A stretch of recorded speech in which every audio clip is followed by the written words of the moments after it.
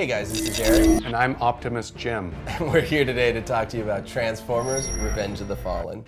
Picking up 2 years after the events of the original film, Revenge of the Fallen follows the continuing battle of the Autobots and Decepticons here on Earth. However, this time the Decepticons have a new baddie, and that's the Fallen. He's kind of the big boss man of Megatron, and he comes to Earth wreaking havoc, and of course, Sam and Michaela get sucked in, and the battle ensues. So, let's first start on the human performances, if you will. And what do you think about Shia and Megan? Shia, as always, is the serviceable everyman, and he does fine. I mean, it's nothing we didn't see him do in the first movie, but he's kind of the glue that keeps it together. Megan Fox, though, I think was just kind of sleepwalking through this one.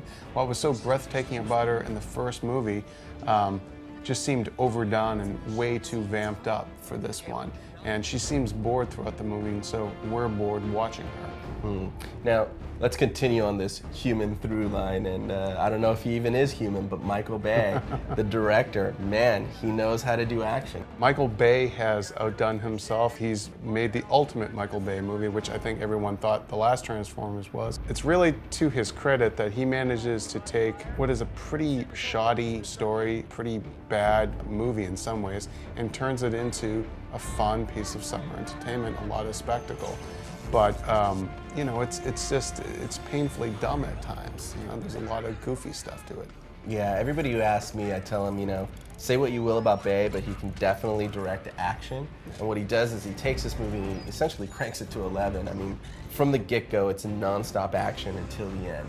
But the side effect of that is the goofiness from the first film is also cranked up to 11. Oh yeah, and it comes across most significantly with some of the new robots that are in there. This character Wheelie, who is kind of the little Joe Pesci of the Decepticons, and then two very painfully offensive characters, Mudflap and Skids. If you thought Jar Jar Binks was bad, wait till you see these guys. Read? No, we don't really do much reading. Well, that's what the fans are really going to be interested in, and not Mudflap and but the new Skids, robots. but the new robots. Yeah. So why don't you talk a little bit about them? Well, RC is included in the movie now. She's the only female Autobot, but she's really poorly served. I think she has one line, and she doesn't really play much of a function in the story. But we do have other characters like Devastator, Demolisher.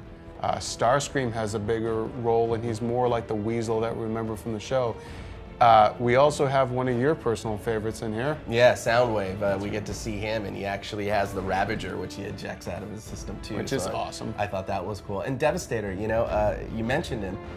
Seeing him makes me want to see this long-rumored Voltron movie, because now we've seen robots combined to make one giant effing robot. You know? Exactly, and it really, when you see the movie in IMAX, which is the way you should see it, you see all the really beautiful special effects work, and all the action is much more comprehensible this time than it was in the first movie.